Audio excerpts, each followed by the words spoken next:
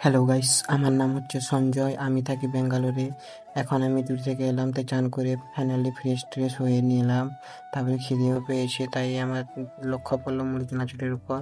ডাব্বা যখন আনতে গেছিলাম তখন দেখলাম যে একটা আরশোলা পড়ে আছে। রাত্রেবেলা ঘুমোতে দেয়নি আরশোলার কারণে। তাই আমি ভাবলাম সুজি বানাবো, রুমে ছিল সুজি।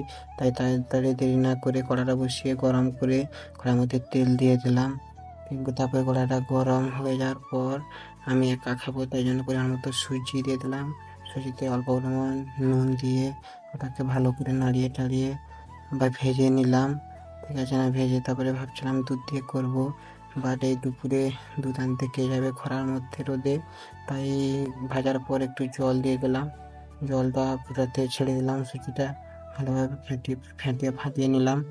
তারপরে মিষ্টি আনার জন্য আমার পরিমাণ মতো 2-2.5 চামচ চিনি দিয়ে ফাইনালি আমার সুজি করা কমপ্লিট। এখন দেখতে পাচ্ছ আমি সুজি খাচ্ছি, একা খাচ্ছি, তাই ফাইনালি